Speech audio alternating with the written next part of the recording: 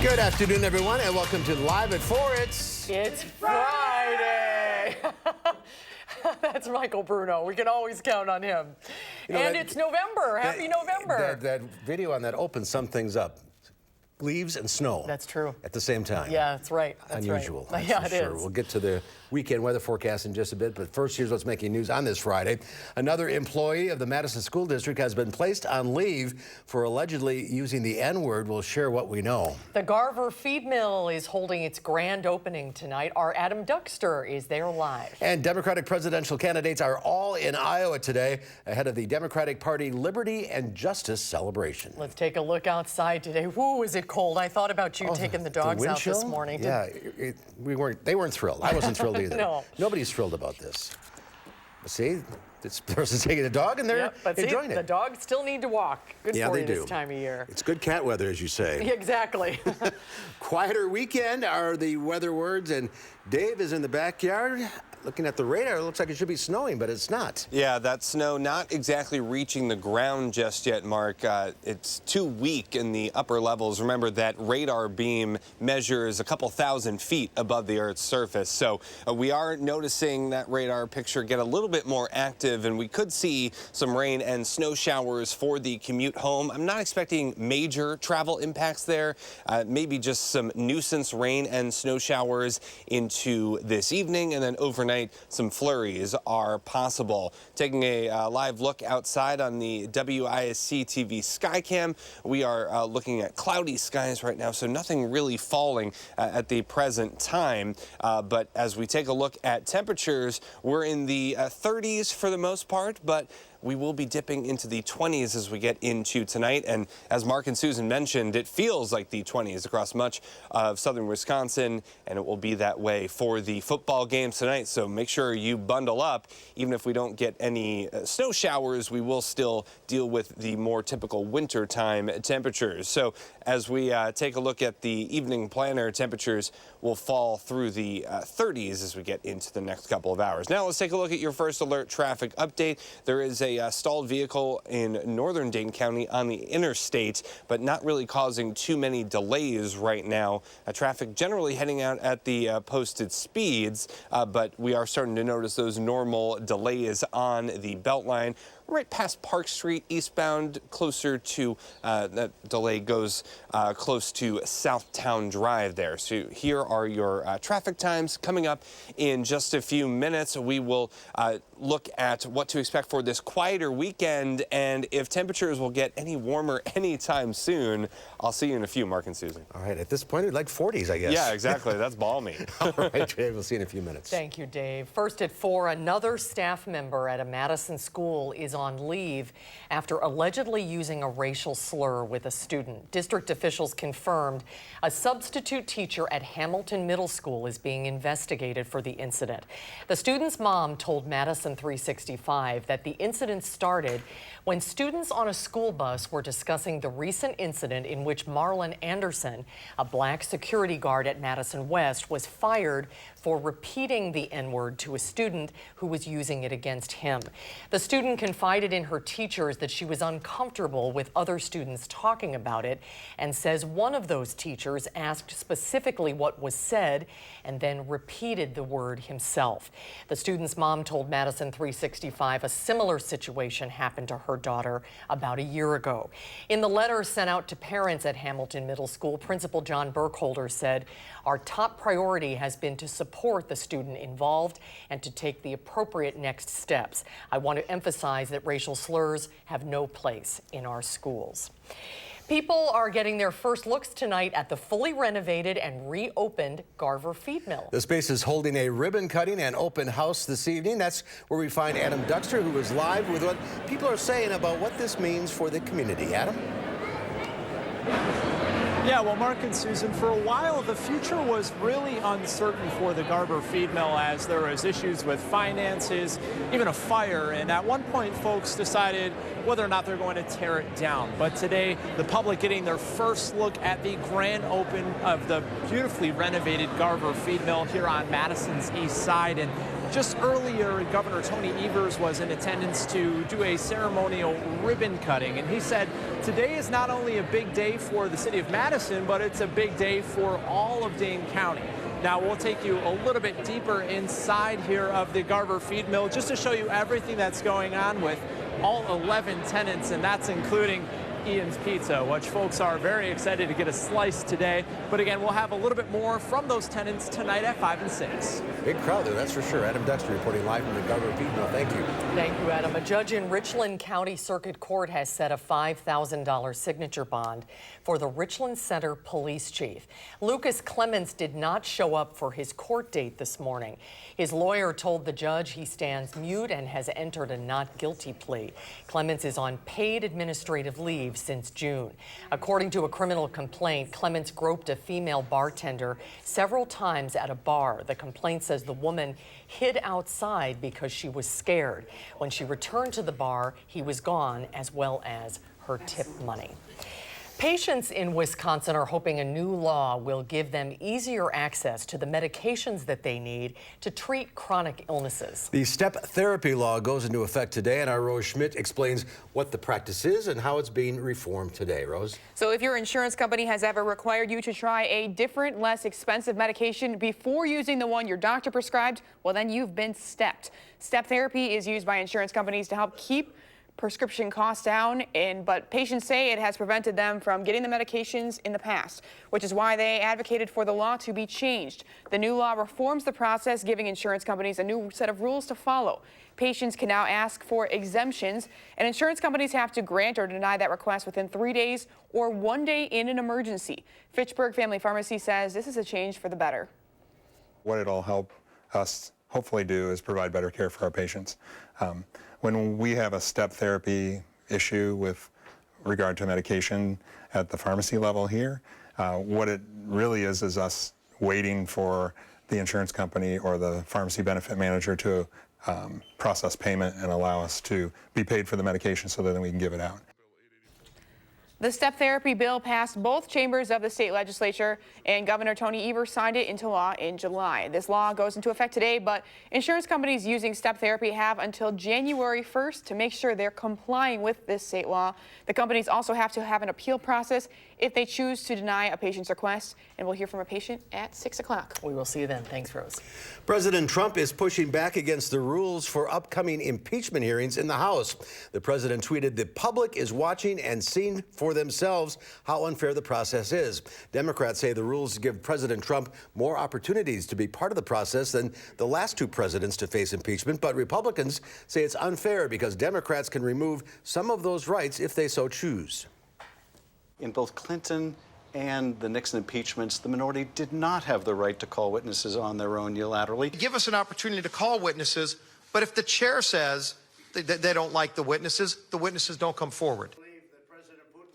The investigation into President Trump's dealings with Ukraine continues. Democrats say they could release transcripts from closed-door depositions as early as next week. President Trump says he may read the call summary of his conversations with Ukraine's president on live television. 2020 Democratic hopefuls are in Des Moines, Iowa for tonight's Liberty and Justice celebration. It is a key event in the lead up to the Iowa caucuses. A new poll shows Massachusetts Senator Elizabeth Warren leading there, while former Vice President Joe Biden has slipped to fourth.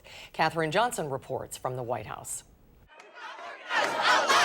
Democratic presidential candidate Elizabeth Warren hit the pavement in Iowa, touting her $20 trillion plan to fund universal health care without raising taxes on the middle class. What this is about is how we strengthen America's middle class and how we make sure that in transitions, no one gets left behind. A new New York Times Siena College poll shows the Massachusetts senator leading a tight race in the state, followed by Vermont Senator Bernie Sanders and South Bend Mayor Pete Buttigieg. I would be the most progressive president in my lifetime. Former Vice President Joe Biden fell to fourth place in the poll. In an apparent dig at Warren's Medicare for All plan, Biden tweeted in part, "Many Americans can't afford to wait for far-off promises." He also highlighted the beginning of open enrollment for Obamacare. Democratic candidates vying for the White House have been picking up the pace in Iowa, with just 3 months to go before the first primary season contest. 14 of them will try to win over voters at tonight's Liberty and Justice celebration in Des Moines. Thank you, Iowa! In 2007, then-Senator Barack Obama surged past Hillary Clinton following a speech at the Democratic dinner, putting him on a path towards the nomination. We have the ability to see what can be, even if we've never seen it before. California Senator Kamala Harris, who slipped in recent polls, dramatically restructured her campaign this week, cutting staff and shifting resources to Iowa. Katherine Johnson, CBS News, the White House. In a recent interview, House Speaker Nancy Pelosi said she's not a big fan of Medicare for All, but she says she does welcome a debate on the issue. Crews in Southern California are battling yet another wildfire. The so-called Maria fire is forcing more than 7,000 people to evacuate. Flames threatened homes in Ventura County as California deals with another day of fast-moving fires. The fire forced thousands to leave their homes, but some homeowners chose to stay to protect their property. Just within the last 10 minutes or so, got close enough to where we could actually hear it, hear the crackling and the flames and everything. So it's getting a little bit closer, getting a little bit more nervous, but still going to stick it out and see what happens. In Northern California, where firefighters have made progress battling the massive fire in Sonoma County, evacuees have started returning home. Strong seasonal winds that have been fueling the fires across the state, but forecasters expect calmer weather for the week ahead. More local news now. The Wisconsin Historical Society has acquired a boat from the famous Tommy Bartlett water skiing show. The wooden boat was custom built in Florida in the late 50s. It was used by the Tommy Bartlett water ski show in Wisconsin Dells for many years. The boat's engine was made by Milwaukee manufacturing company Nordberg. The museum is working to restore the boat and plans to use it as an exhibit in their new building. That's very cool. Very, very cool. Still to come tonight at 4 is a movie in your weekend plans? You might want to check out the new biopic, Harriet. We'll have a preview for you when Live at 4 continues. You're watching News 3 Now, live at 4.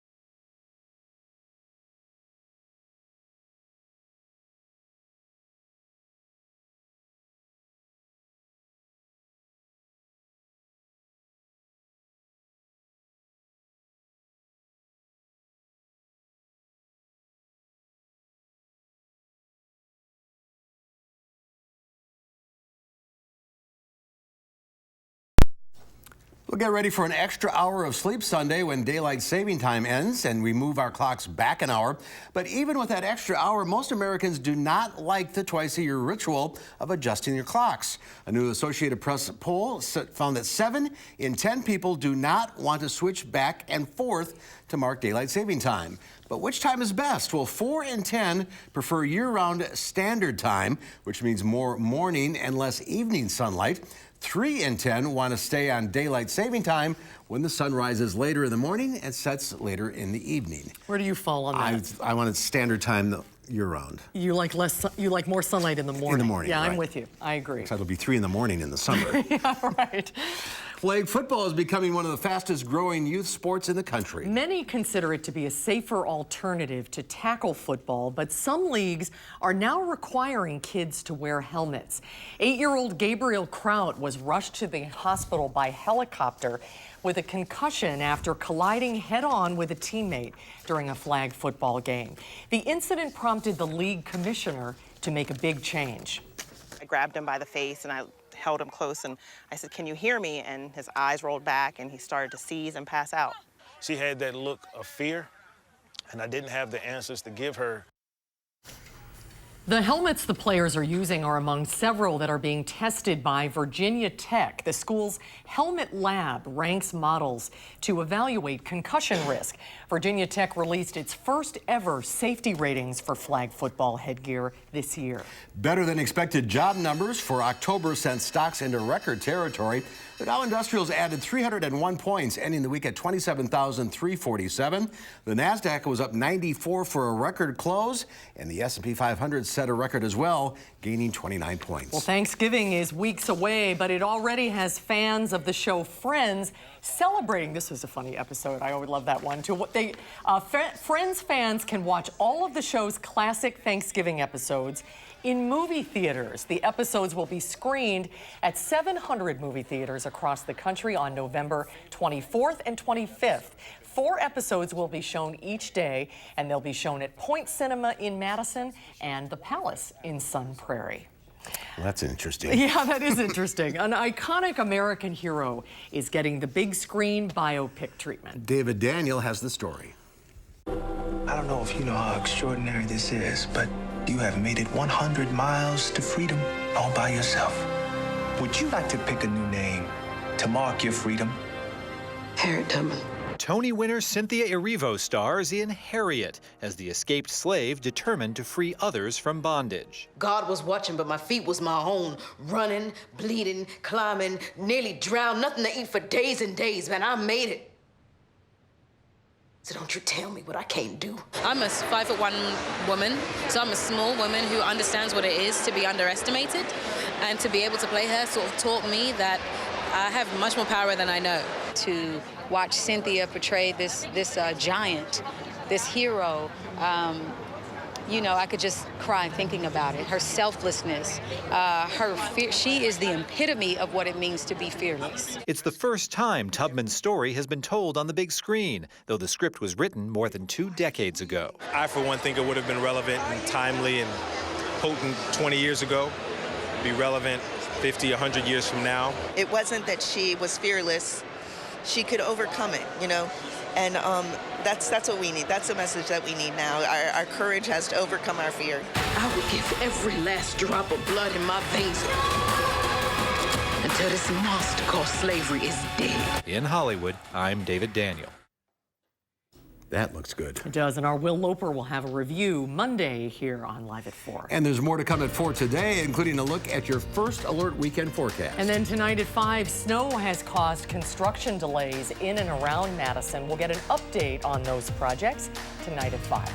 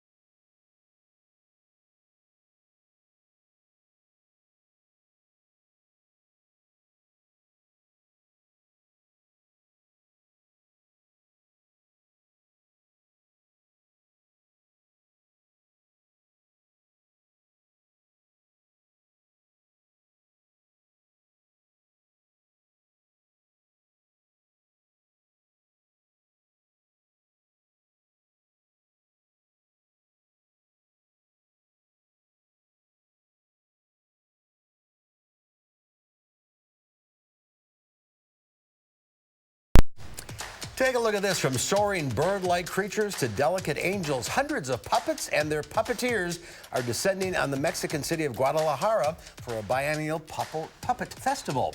The Puppet Fest, as it's called, is an event that for over a decade has gathered puppeteers from around the world to bewitch audiences with their marionettes.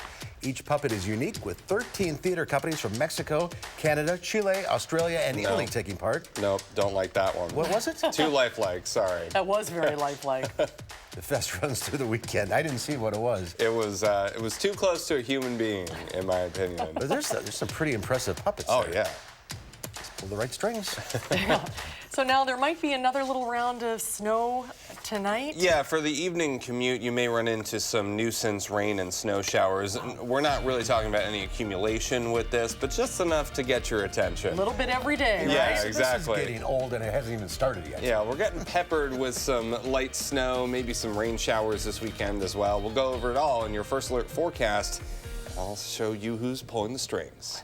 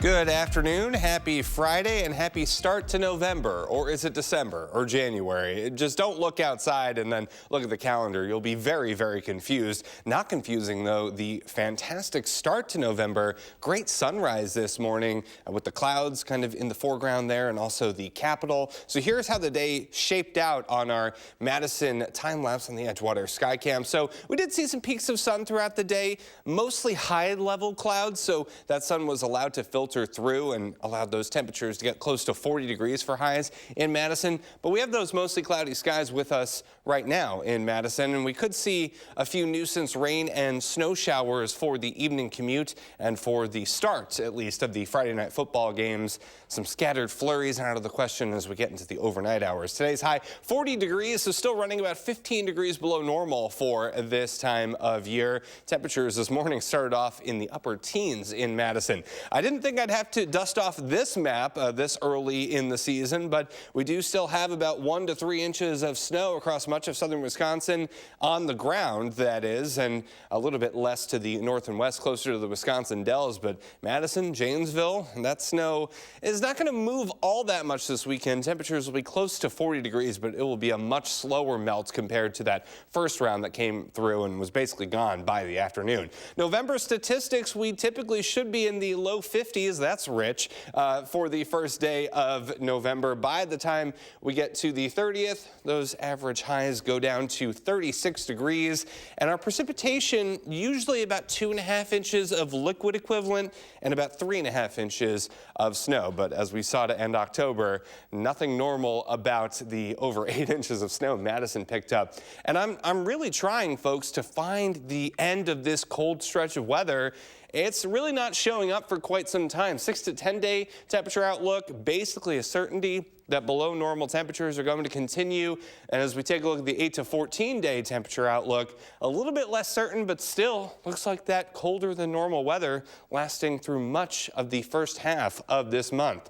As far as wettest years go, now we are up to 42.24 inches of rain and snow, sort of liquid equivalent, we'll call it, for 2019. That puts us in 11th place. So it's a basic certainty that we're going to end up in the top 10 wettest years once again, after last year coming in second place, wettest year in modern history. Now, if we just simply get average precipitation for November and December, we'll move into 5th place by the end of the year. Speaking of precipitation, this looks a lot worse than it actually is. Still some dry air out there and a pretty weak system overall, but there is a chance of a few flurries and maybe some snow and rain showers for the high school football games tonight, at least at kickoff. Some flurries possible. Will be chilly, though, with temperatures falling through the 30s, and wind chills could be in the 20s for some of us. So make sure you bundle up. On the gridiron tonight, for tonight, we are looking at 28 degrees for an overnight low. Rain and snow showers early, and then some flurries possible overnight and late.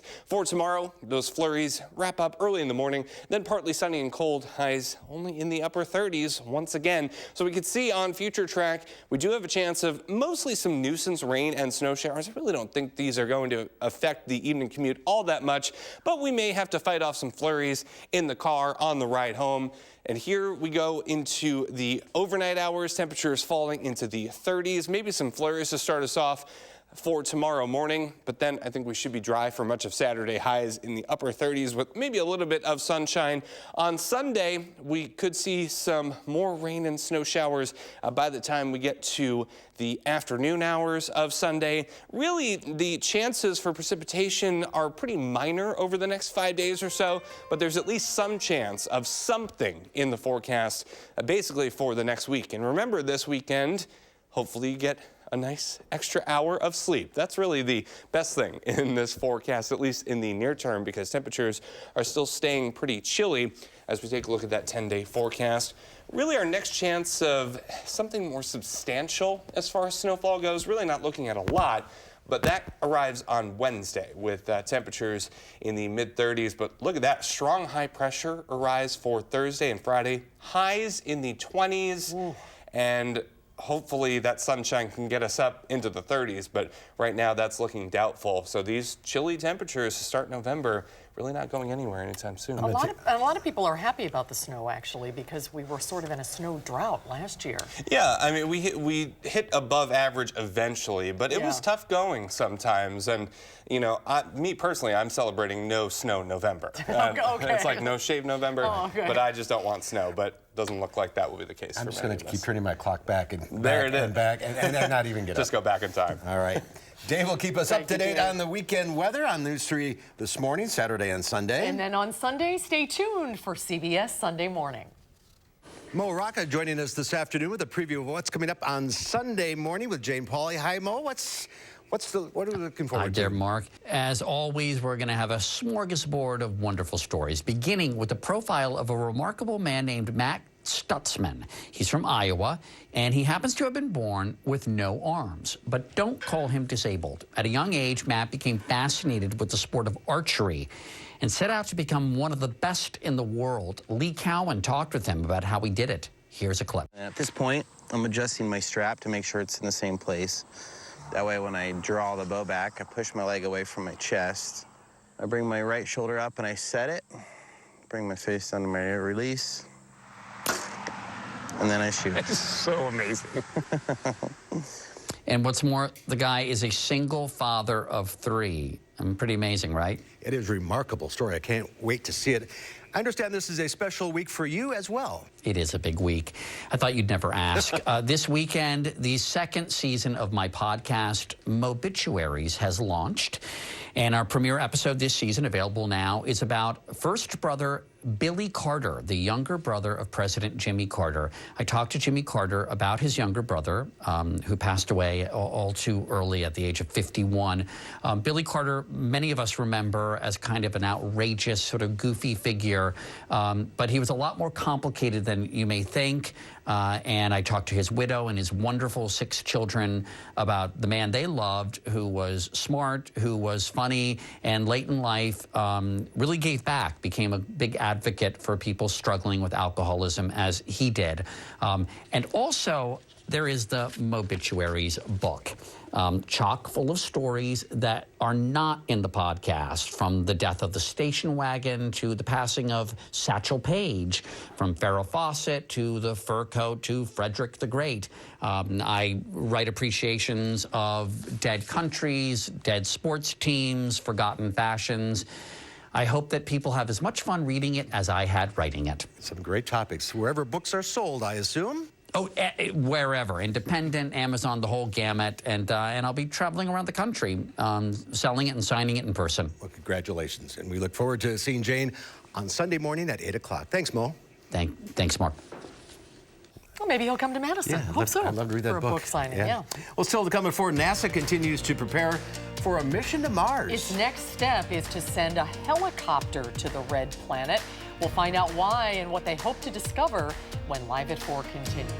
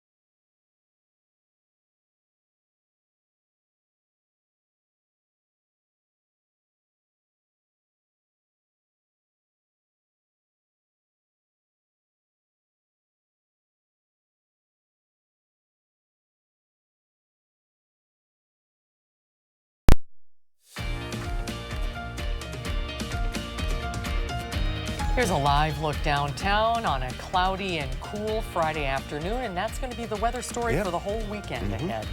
This just in to the Channel 3000 Alert Center. There is one less Democratic candidate running for president. Beto O'Rourke has just announced on Twitter that he is dropping out of the race. We'll have more on this on the CBS Evening News coming up at 5:30. Or on News 3 now at 5, I guess. Right, I'm sure we will, yeah. NASA is gearing up for an historic flight on Mars. The space agency is sending a small experimental helicopter to the red planet next year, and it could change how scientists explore planets in our solar system. Here's Chris Martinez.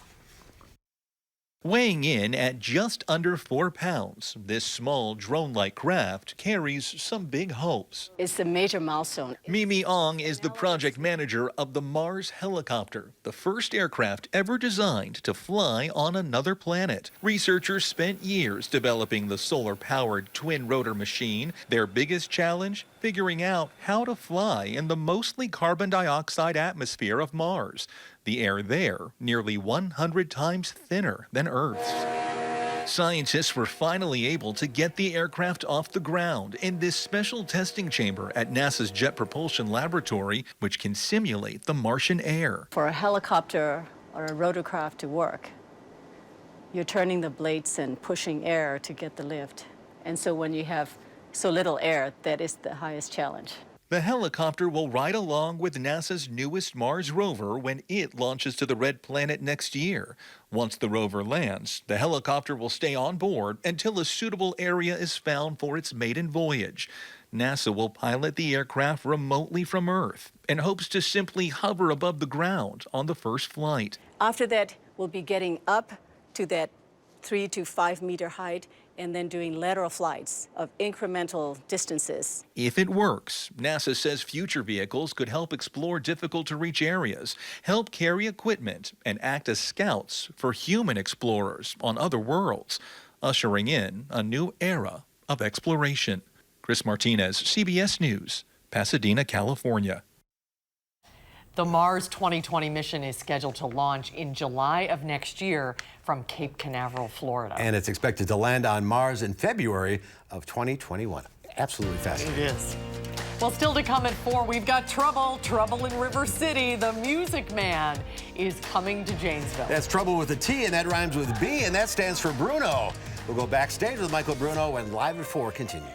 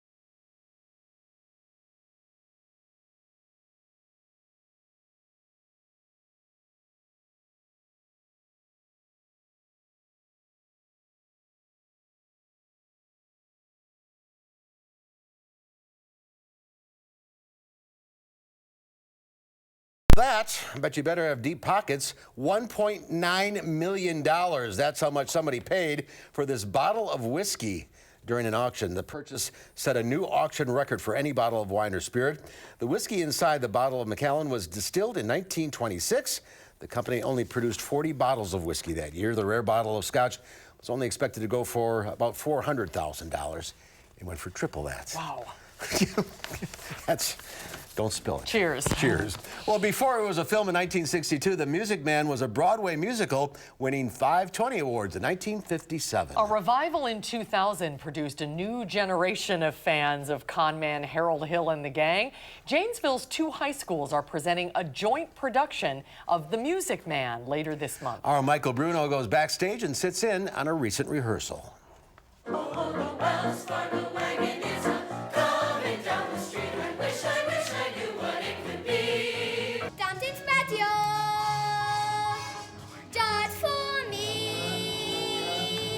The consonant K especially bothers me, all right? Clear Lake, picnic, back. What the heck?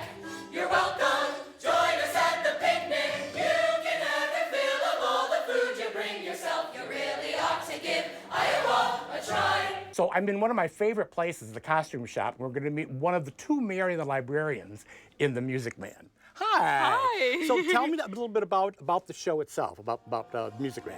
Okay, so the show is a classic. Everyone knows Music Man. It's about a con man who comes to River City, Iowa, and he falls in love with my character. I love you madly, madly, Madam Librarian. Marion, it's a long lost cause. I can never win. Bigger, For bigger. a civilized world accepts as unforgivable sin. And you're talking out loud with any librarian, such as Marion. Through a long process of me resenting him and basically overcoming that through him just loving on my little brother and then showing the town this beautiful color. I could lie on your floor unnoticed till my body had turned to care. Right in her face. Marion. Spin her to me, gently. The last spin, you're gonna take her and just dip her.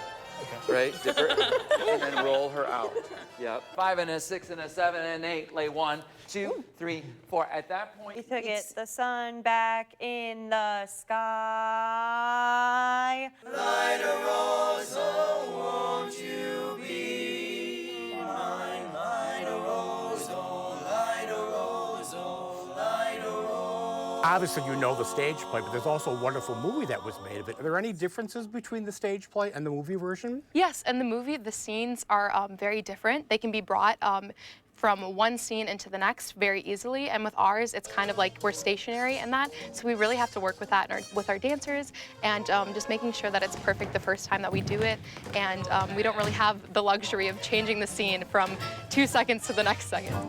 Chest up. It's almost like, this is like the first rap musical in there, so obviously, Yeah. how did you like practice for all that?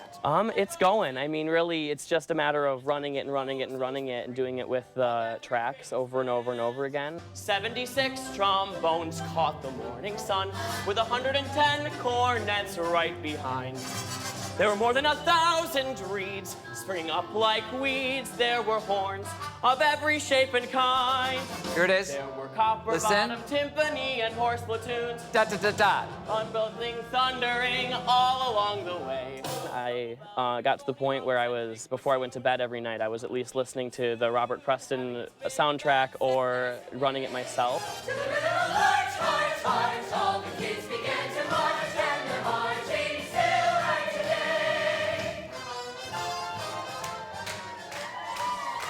The Music Man, Michael Bruno here now. So it's double cast. Both high schools are involved here. Yes, there are 2 separate casts. Some of them are from Janesville Craig and some of them from Janesville Parker, and the show itself will be at Janesville Parker High School Auditorium. It's such a great show, and it was great to see behind the scenes of the rehearsal this time. That was kind of neat. We're trying something new a little bit now because we have so Yeah. many schools that are having shows opening on the same day. We're going a little bit early now to really do the behind the scenes of what goes on. You can watch these kids in rehearsal process and then see the finished product. Because we always, have shown, oh, it's all wonderful, it's opening night, and they're in their costume and the sets. So this is really kind of interesting to see how much work they put in. It is a lot of work. And these kids are going to school full time and staying at night and learning all these, dancing and singing and A lot of words in this show. Oh, a lot of words. The original rap musical. It is the Music Man, Craig High School, Parker High School at Parker, November 8th, 9th, 15th, and 16th at 7, and 9, 10, 16, and 17 at 1. Tickets at Voight Music in Janesville or Canapton Music Connotes. It's probably not right. Probably napped in music notes. The Canay is silent. next week. Next week we're going to Oregon High School for Guys and Dolls. Another classic. Another great show. Another great show. All right, have a great weekend. Okay, you too. Thanks, Final check your forecast coming up.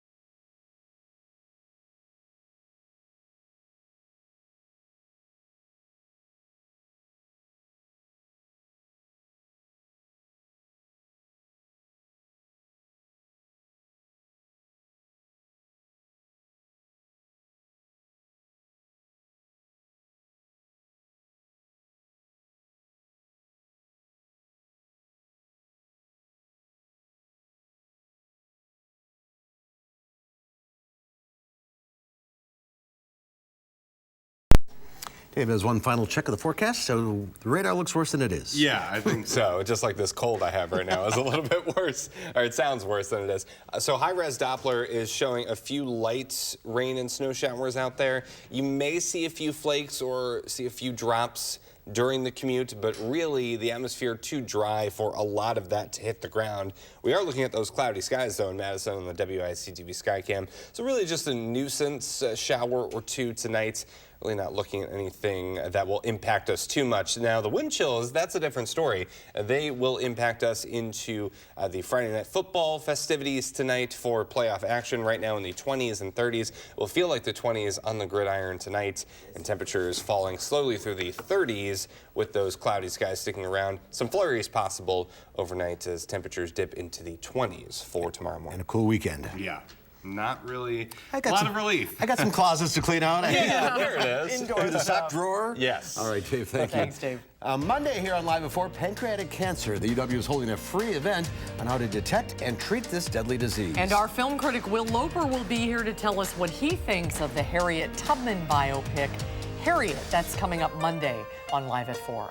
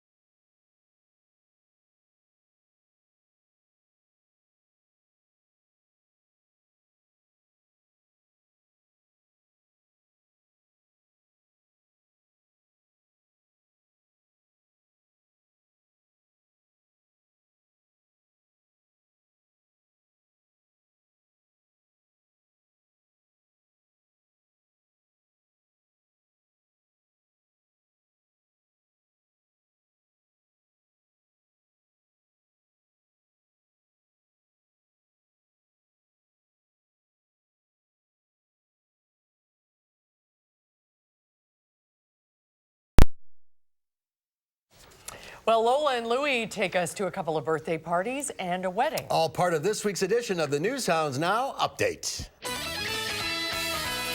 It's News Hounds Now Update with Lola and Louie. This week on the News Hounds Now Update, a Gibbon party crasher. A sloth celebrates a birthday. And a canine wedding. But first, an endangered black rhino has been born at a breeding facility in China.